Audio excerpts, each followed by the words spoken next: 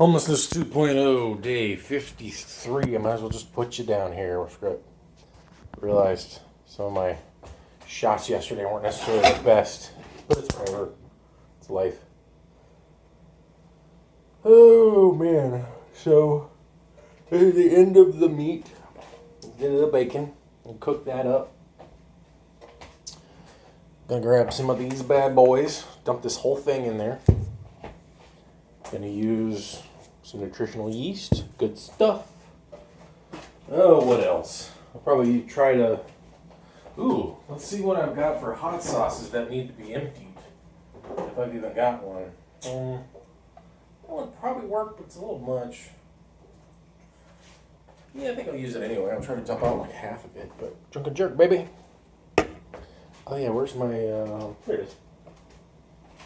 Can opener, a safety can opener.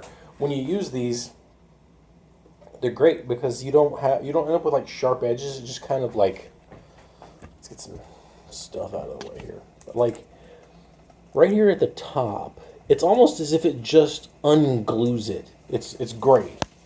And I mean, they're not hard. They work exactly the same way as any other, can opener. It's just, you're not in a position to injure yourself anymore like you would have been.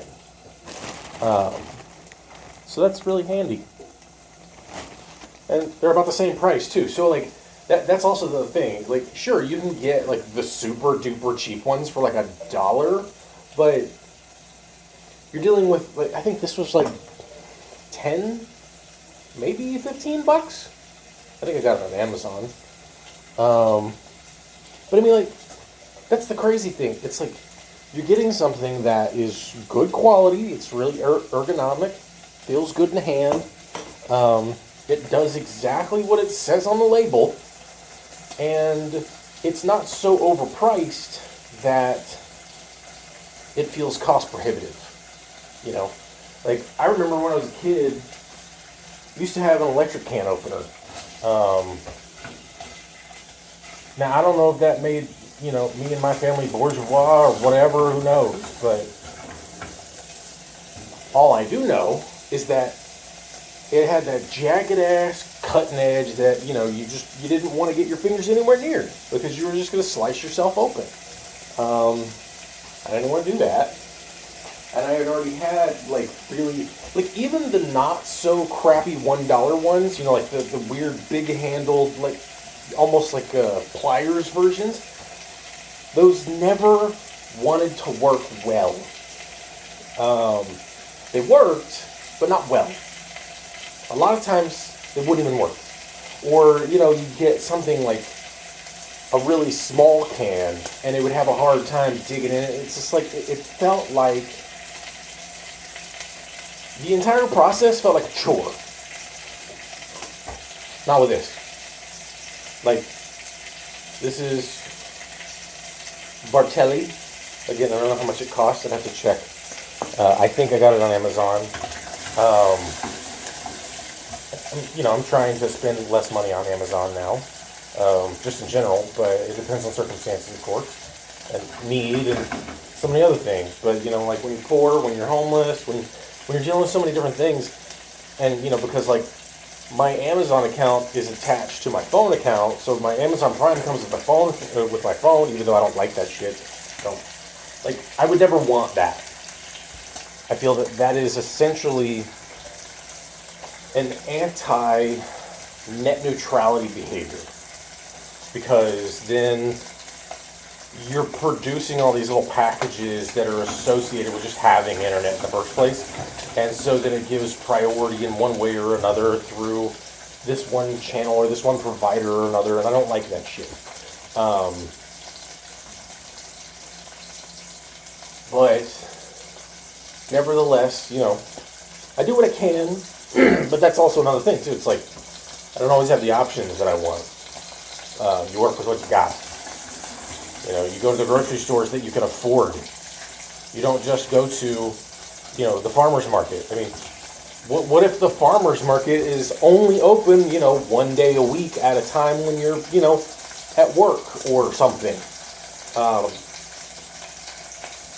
And it's like, okay, cool. if I could go to a farmer's market, even then it still wouldn't be that practical. Because what all could I buy there for the convenient prices that a lot of times they have? Because, the farmer's market isn't overwhelmingly expensive necessarily. A lot of times you can get really good deals at a farmer's market. But at the same time, how much can I buy? Because then I have to carry it home. And then what exactly am I buying? And how long am I going to have to carry it? And where is the farmer's market compared to where I'm living at the time? And then how long is that food stuff going to last? Because I don't have a lasting living situation. There's so many factors that come into play. And it's like, you can't just one-off tell someone shop local. It doesn't work that well. It's like throw in that qualifier, that caveat. If you have the time and the money, try to shop local if you can. But otherwise, don't feel bad if you can't. Because that's a great way to yet again throw in some more, classist bullshit. It's like, why aren't you fucking shopping local? Because I'm fucking poor, bitch. It's like, one, don't be assholes to people who aren't shopping local. That's a good way to start. Two, attempt to shop local when you can. And three, if you are a person who wishes to inform other people about shopping local, go back to number one, of course, but inform. Not just shop local, but if you can, provide where. Fuck. I can't really look it up. I guess I could. Hold on a second.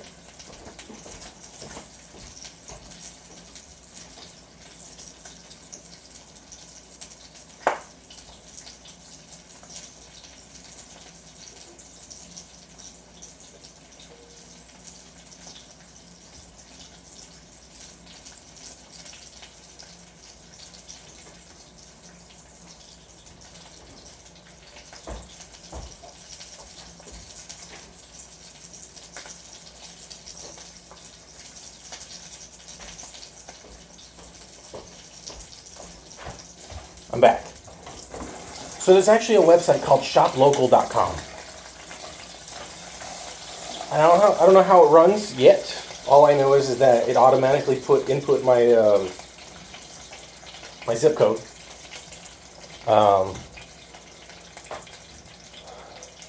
And so, maybe that's a starting point. It's like, if that is how to go about it, then do that. That's a great way for people to access that information.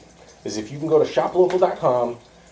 Again, I don't know. I haven't actually looked. All I did was simply look at the damn website.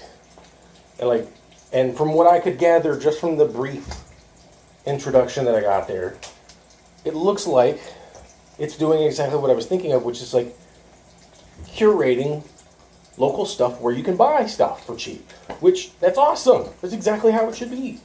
If we're going to do shop local, that's how we need to do it. That way we provide information to people, and then we can stop buying from the big megacorps, again, if you can afford to. If you can't afford to, you do what you can.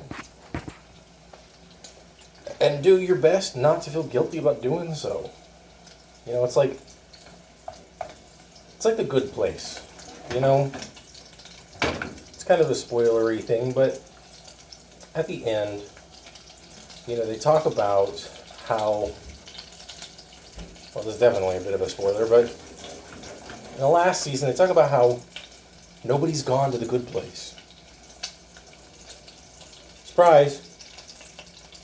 Spoilers. Is it kind of in even if it's not in a direct spoiler about some certain things, it kind of, tells you a bit about at least the beginning of the show. Even the name of the place, the name of the show. But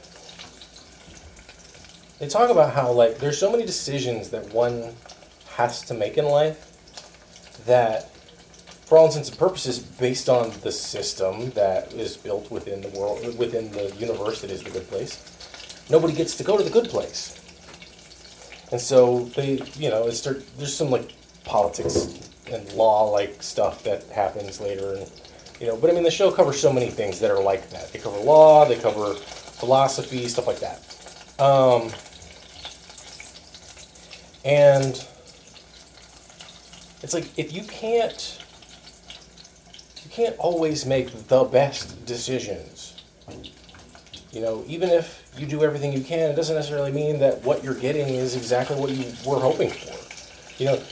Maybe you were shopping fair trade, for instance, and then you find out that no, it wasn't fair trade.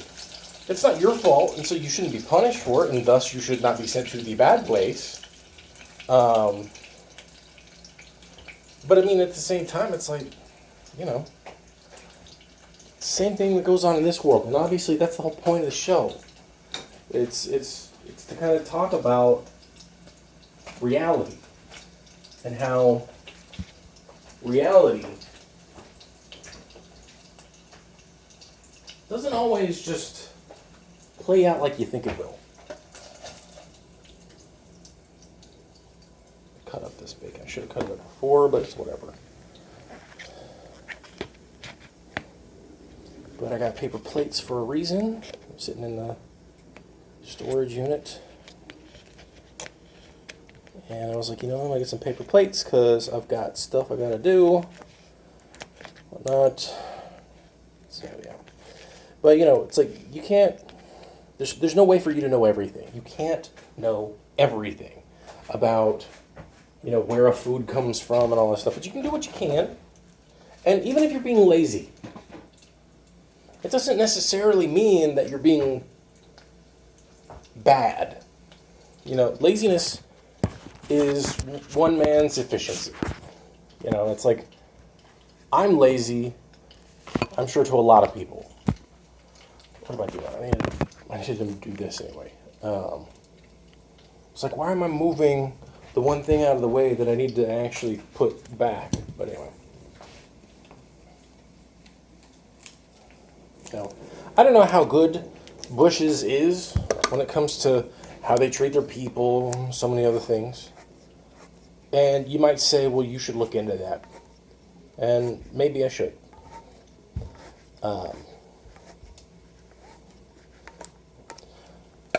Because, I buy their stuff on a pretty regular basis. I mean, look at this. It's like no real sharp. I mean, it's not entirely, completely dull, but it's, nice and smooth. And it's not just a sharp, jagged edge that'll cut, it's a nice, smooth one, again. I will say smooth again, because it's important to say that. But it's smooth.